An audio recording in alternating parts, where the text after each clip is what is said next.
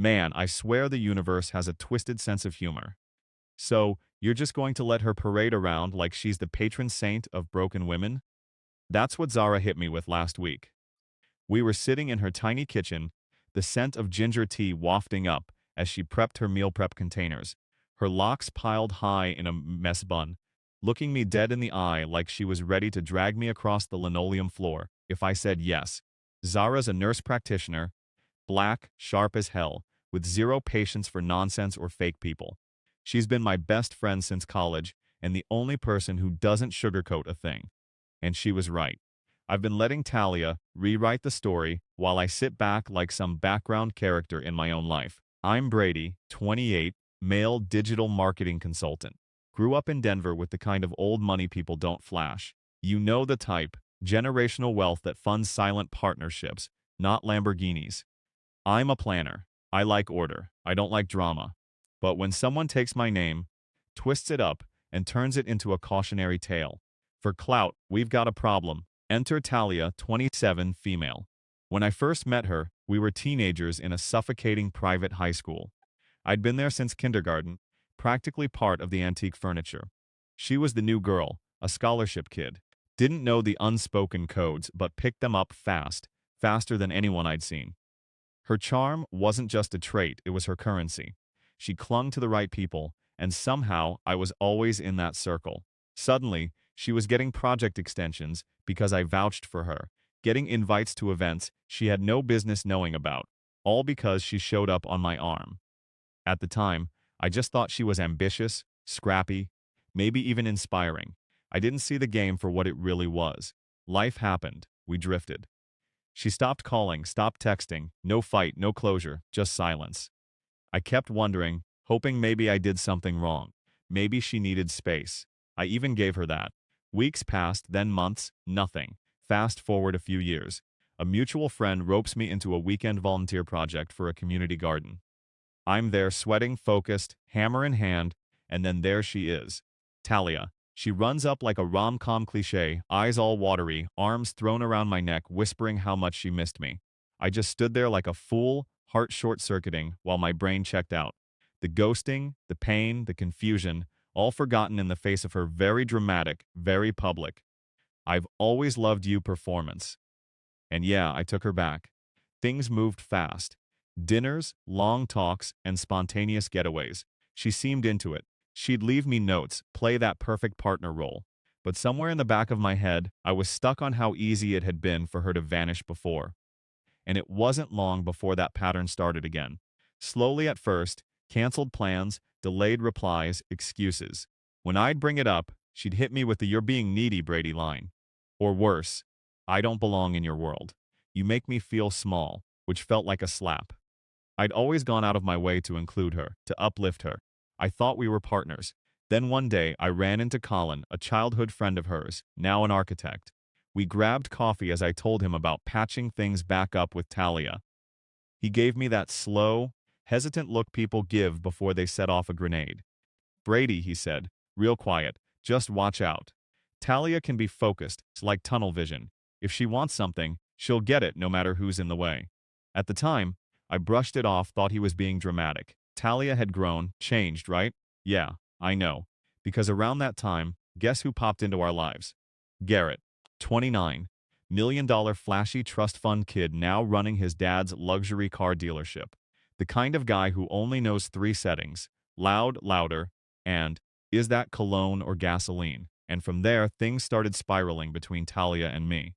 Initially, it was small, candid chats between her and Garrett. But then, she started making advances towards him until one evening when I caught her practically glued to him on the dance floor at a friend's birthday. Hands on shoulders, waist touching, grinning up at him like he was the second coming. I called her out. She laughed, called me controlling, said I was acting jealous, said it was just dancing. But the next time was worse. There was a charity gala she had to attend. She talked it up for weeks. Networking, community connections, all that nonprofit buzzword fluff.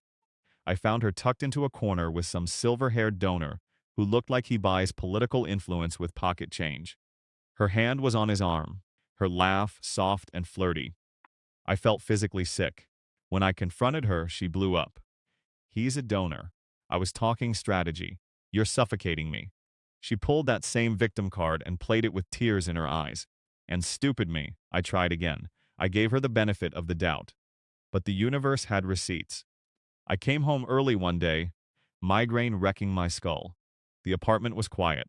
I hear her in the bedroom, voice all sweet and sultry, whispering into the phone, laughing, calling someone a naughty boy. And based on what she was saying, it wasn't Garrett. It was that silver-haired donor. I walked in. She froze. 1 second of real fear, then she snapped into her usual mask, anger, tears, accusations. You pushed me to this, Brady. You were never there. You don't see me. She spun that web like her life depended on it, but it didn't work this time. I told her it was over. Packed her bags, told her to get out, and she left. I thought I could just move on, be done. But she wasn't. She flipped the narrative, reinvented herself as Saint Talia of the nonprofit circuit. Instagram is full of photos with underprivileged kids and gala speeches about resilience. She's teaching art classes and making herself the new face of Denver's empowered women. And everywhere she goes, she drops little poison seeds about me, tells people I was cold, emotionally abusive, that I made her feel worthless. It's working. A respected colleague told me she heard things, that Talia mentioned I had a history of being controlling. Then a client backed out of a project referral, saying I had a reputation issue. I feel like I'm being erased and replaced with this twisted caricature of who I actually am. And the worst part, I stayed quiet because I didn't want to air dirty laundry. I didn't want to be the ex who couldn't let go. I didn't want to turn this into a war. But I'm losing quietly, steadily. Zara told me. She's hijacking your story, Brady. You either take the wheel, or she drives it right off a cliff with your name on the license plate. So, Reddit, what do I do? Do I keep biting my tongue while she builds her brand on the bones of my reputation? Or do I fight back knowing full well how messy that'll get? I've got receipts, screenshots, a handful of people who know exactly what she is. But the moment I open that vault, I become the angry ex, the bitter man trying to destroy a successful woman. It's a lose-lose either way. Still, I'm tired of bleeding in silence while she collects sympathy from people who don't know the half of it. So what's the play? Do I let her keep the mic, or do I finally speak up and risk being seen as the villain just so I can stop being treated like one? Update 1. I should have known peace was going to be short-lived the second Ember stormed into my place with that somebody's getting buried tonight energy. It's been 3 months since my first post, and if I thought dumping Talia meant the drama was over, man, I was clearly delusional. What I didn't realize back then is that breaking up with Talia isn't like closing a chapter. It's like walking out of a burning building, only to realize she lit the whole neighborhood on fire on her way out. She's been on a tear, y'all. Not loud, not obvious. That's not her style. Talia doesn't rage post or send unhinged texts. Nah, she drops venom and wine-soaked whispers at fundraisers. She looks people in the eye, sighs tragically, and lets them connect the dots in the worst way possible. Subtle, clean, devastating. Anyway, back to Ember. That night, she slams the door, throws her tote down, and says, "Brady, you're not going to believe this mess." She'd just come from one of those stuffy charity art auctions, Talia's new stage. Apparently, I overheard Judge Albright, yes him, talking about you. Said, he felt for poor Talia after her experience with that cold, emotionally unavailable ex. I legit choked on my drink. Then she added, Mrs. Henderson said, you just couldn't handle a strong woman. You know what hit me harder than the judge's name drop? The way Ember looked like she was fighting every cell in her body not to burn that place to the ground.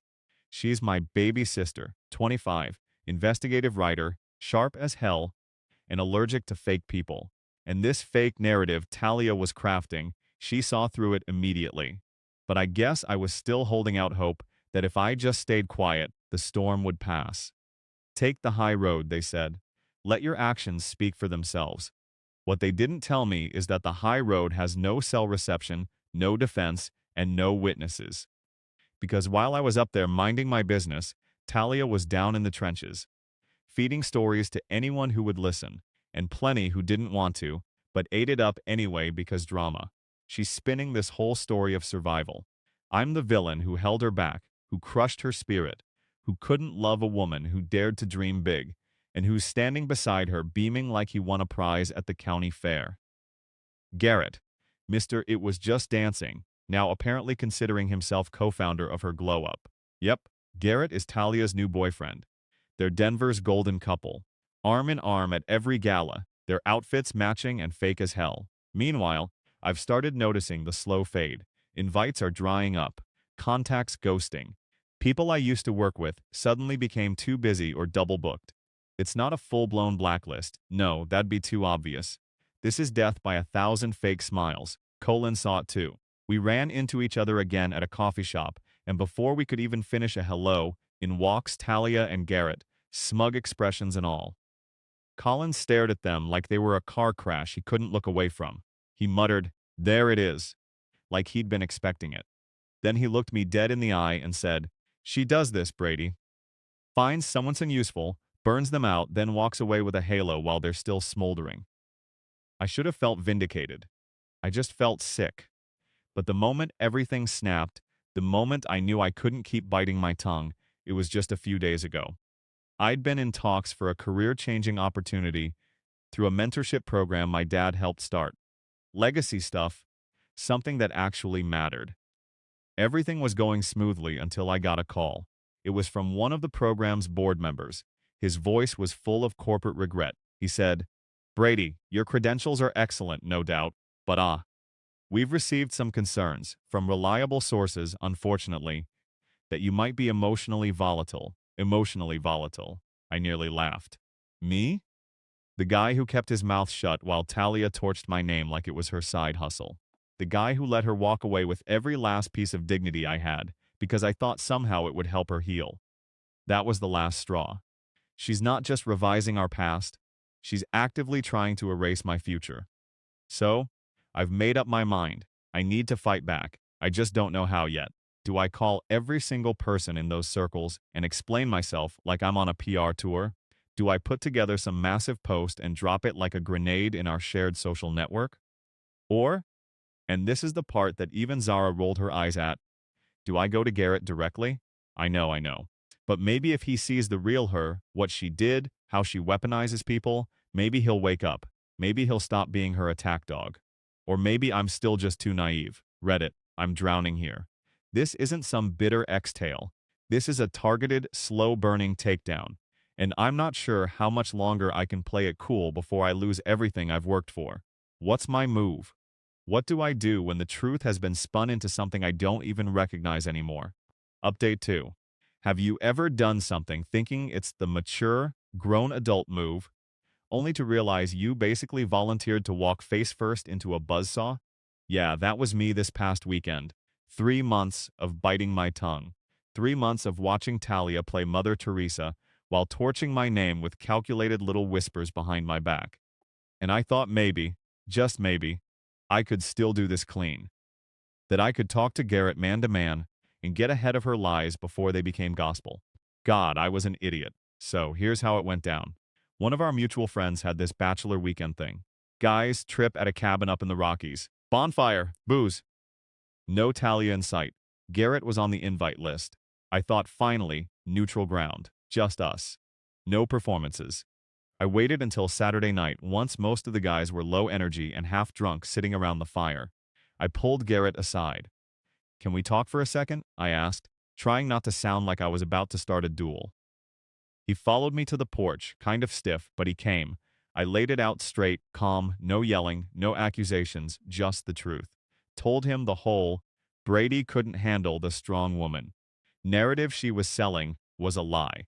I told him about her using my name to climb the ladder, about the late-night phone call with the silver-haired donor, about how she turned everything into a performance the moment I questioned her. And I ended with this. I'm telling you this not to start something, but because you deserve to know what you're dealing with, man to man. Now, here's where I knew I was screwed. He didn't say a single word. Not a wait, what? Not as she told me a different story. Not even a go to hell. Just stood there staring at me like I was background noise. Gave a tiny nod, turned around, and walked back inside without a word. At the time, I told myself he needed time to process. Maybe he'd think it over on the drive home. Maybe deep down I'd done the right thing. Ha. By the time I got back to Denver the next night, my phone was blowing up like I'd crashed a wedding with a bullhorn. Not from Garrett, of course not, but from everyone else. Mutual friends, acquaintances I hadn't spoken to in months, my aunt. All some version of Brady, what did you say to Garrett? Talia is devastated, or how could you attack her like that? Turns out Garrett wasted no time. As soon as he got a signal on the drive back, he must have called Talia and handed her the whole transcript. And she went nuclear. She's telling people I cornered Garrett at the cabin like some unhinged psycho, trying to destroy her relationship out of obsession and jealousy, that I made up vicious lies because I couldn't handle her moving on. Oh, and on top of it all, that I made her feel unsafe and traumatized. I'm sorry, what? I've seen courtroom dramas with less dramatic delivery than the way she's apparently recounting this. And Garrett, guess he's fully on board now, backing her up like her personal hype man. And now I'm radioactive. People who were neutral before, they've ghosted. People I've known for years are looking at me like I'm some jilted stalker, trying to ruin St. Talia's fairy tale life. What kills me most is that I really thought I was doing the honorable thing. I thought if roles were reversed, I'd want to know that. Some part of me thought Garrett would care more about the truth than playing Ken to Talia's Instagram Barbie. But nah, I didn't just walk into her trap. I practically gift-wrapped myself and rang the bell. So yeah, Reddit, I don't even know what to ask anymore. Was I out of line? Was it actually a lousy move to confront him, even with good intentions? Because right now it feels like they've got a PR team and a script, and I'm just out here in the dirt looking like the villain in a movie I didn't even audition for. What now? Because I'm running out of rope here, and they sure aren't done swinging. Update 3 Reddit. I'm not even sure where to start with this one because it feels like my life just turned into some twisted daytime soap. But here we go. So, there I was 3 weeks ago feeling like I'd hit rock bottom. Dad was giving me those cold looks like I'd suddenly become some family embarrassment, talking about spotless reputations and how this whole mess was making him rethink my place in the family business. Yeah, that stung way deeper than any of Talia's lies ever could. Like my own blood was looking at me like I brought shame to the family dinner table. Then my phone buzzes. It's Colin, you know, the dude who kept warning me every chance he got about Talia's true colors. Short message: Brady, we need to talk. Urgent, in person, not on the phone. My gut twisted into 1,000 knots before I even met him. We meet up in this quiet, barely used park, and Colin looks like he hasn't slept in a week, eyes shadowed, jittery like a wire about to snap. And then he dropped the bombshell that flipped my entire world upside down. Garrett.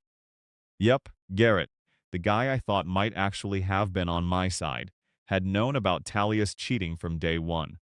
I nearly choked on my own disbelief. Colin explains that Talia, in a moment of strategic vulnerability or just reckless stupidity, confessed early on to Garrett that she'd slipped up once with me. But of course, she spun it like it was some tragic mental health meltdown, blaming it all on deep trauma and how I was emotionally unavailable. Classic Talia script, right? But here's the kicker. Garrett didn't care, not one bit. Instead, he saw it as gold power leverage. Colin's voice dipped low, thick with disgust. He's been using that secret to control her ever since, guilting her, tracking her every move, making her live on this crazy tight leash.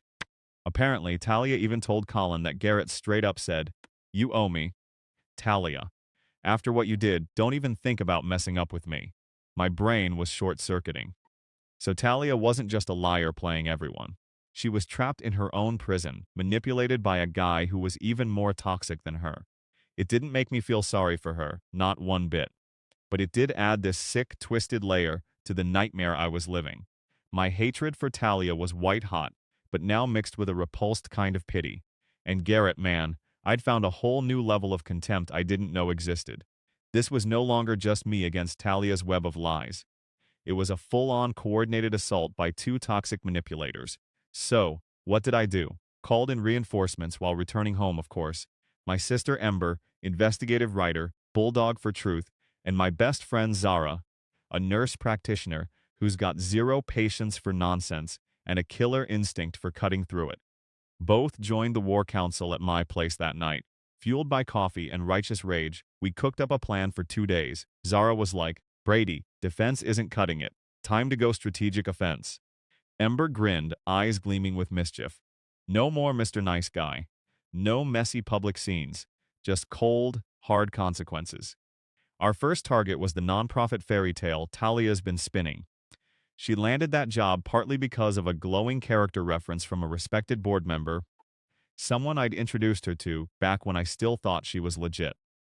Ember put together a carefully worded email, factual but brutal, outlining Talia's pattern of deception, her lies, and how she used my connections to climb the ladder. She even slipped in some quiet evidence that couldn't be ignored. Word is a week ago the board member called Talia in for an emergency private consultation to reassess that glowing reference.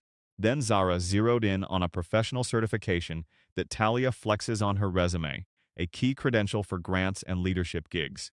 Zara's memory is sharp, and she remembers Talia talking about the instructors. A little digging revealed that one of those instructors was none other than Mr. Silver-haired Major Donor from the gala, the very same guy I overheard her phone call with. And guess what? This donor is married to a woman who sits on the advisory panel of Talia's nonprofit. Zara and Ember made sure an anonymous detailed letter about Talia's past conduct and ethical gray areas landed on that advisory panel member's desk. No direct accusations, just enough to make waves. The pieces are moving. I feel this grim satisfaction in finally fighting back, but also this gnawing worry. Am I going too far? Then I think about my dad's disappointed look, the doors closing on my career, the audacity of their lies, and I ask myself, am I wrong for hitting back? Or is this just what happens when you poke a bear and it finally bites back? Because right now, I'm ready to fight. But damn, Reddit, this fight's getting uglier by the minute. Update 4. So, here's the deal, Reddit. If you thought the last update was rough, buckle up, because the dominoes we nudged, yeah, they're not just falling anymore. They're triggering a full-on avalanche. The last couple of weeks have been a roller coaster of watching and waiting. And man, the silence from Talia's side was deafening. You know when someone's quiet but it's like really loud? That was me, Ember, and Zara having a late-night takeout powwow and realizing we'd been so laser-focused on Talia, who, let's be honest, is the mastermind behind the whole smear campaign, that we kind of left Garrett, her smug, manipulative sidekick, completely untouched, and that just wouldn't fly. If Talia's armor was cracked, Garrett's had to be shattered.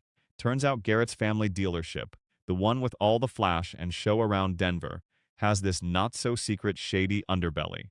Rumors about pushy sales tactics, bending financing rules, and basically preying on people who didn't know better were swirling for ages. Nothing public, but enough that you could smell the smoke if you got close. Ember took the matter very seriously and went full detective mode, digging into disgruntled former employees and digging up dirt nobody thought would see the light of day again. Within days, she had internal emails, sworn affidavits from ex-staff, all pointing to a toxic culture of upselling, fudging trade-in values, and shoving questionable financing on vulnerable customers. Ember handed me the files like a judge handing down a verdict. Brady, this isn't just a few bad apples. This whole orchard's rotten. Did I go public and blow it up? Nah, I played it smart. Drafted a clean, no-nonsense, anonymous complaint stuffed with all of Ember's evidence and sent it straight to the local Consumer Protection Agency and, more importantly, the state regulatory board overseeing dealerships. Fun fact, Garrett's dad has some heavy hitters on that board who brag about their unimpeachable ethics. Yeah, I'm sure that's going to be interesting. The aftermath was swift and strangely satisfying. Word came back that the board quietly kicked off a preliminary review of the dealership's sales and financing. No public scandal yet, but the kind of internal panic that makes big players sweat. Garrett Jr. suddenly stepped back from frontline operations to focus on compliance. Translation. Dad pulled him from the floor to keep him out of the hot seat.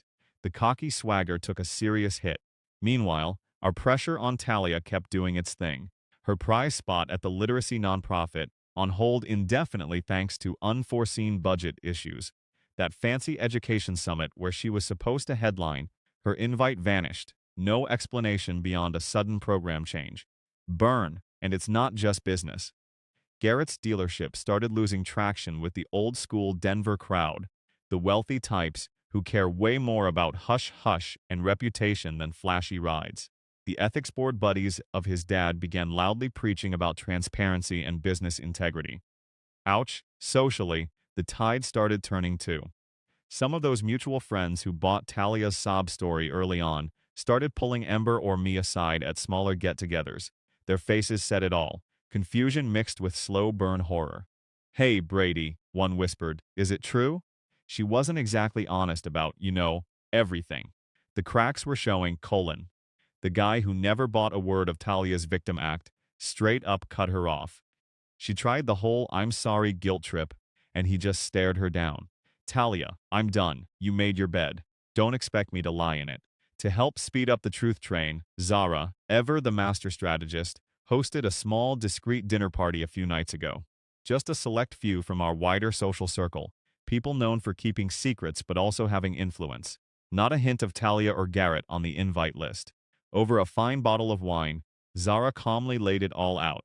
No yelling, no dramatics, just cold, hard facts. From Talia's early high school manipulations, the ghosting, the rebound, the cheating, the smear campaign, Garrett's shady role, and then the careful dismantling of their stories with solid proof. The room was silent, the kind of silence where everyone's rethinking everything they thought they knew. It was wild, seeing their carefully built fairy tale crumble without even needing to raise our voices. Facts are weapons, man. And yeah, I won't lie, there's a strange thrill in watching their worlds unravel. It feels like reclaiming a piece of myself, but underneath that, there's this sober thought. Did we go too far? Maybe. But then I think back to the nightmare of losing my mentorship, the quiet disappointment in my dad's eyes, and the brazen, calculated campaign they launched to ruin me. This wasn't petty drama. This was war. So now I'm left wondering, when the full weight of these consequences hits, what will be left? What happens to them? And honestly, what happens to me? Because right now the dust is settling. But the war, man, it feels like it's just getting started. Final update, man. Reddit. If you told me a few months ago that I'd be sitting here typing this, I wouldn't have believed you. The silence from their side, Talia and Garrett, has been deafening for weeks now. And in that quiet, there's this hum of my life, slowly but surely putting itself back together. Their carefully built facades are crashing down piece by piece, without me having to yell or throw down in public. The truth did its thing, like sugar dissolving in hot coffee, just fading them out. Talia didn't go out with a bang. It was more like watching a balloon slowly leak air. She stepped down from not one but two big community committees she'd fought tooth and nail to join, claiming personal reasons and a need to refocus. Her Instagram dead silent. The fierce, strong woman who couldn't be handled. That act gone, like poof, replaced by someone who suddenly cares a whole lot more about keeping things low-key. Honestly, good riddance. Garrett, meanwhile, turned into the ghost of the Denver social scene. The guy who used to show up at every gala and fundraiser like he owned the place. Yeah, he vanished. The rumor mill says he's taking personal time and focusing on internal dealership matters, which, let's be real, is code for trying to dodge the mess his family's business is now under. His usual cocky swagger, totally deflated. The last person to see him said he looked like a kid caught cheating on a test, all sheepish and cornered. Socially, the switch has been hilarious in its predictability.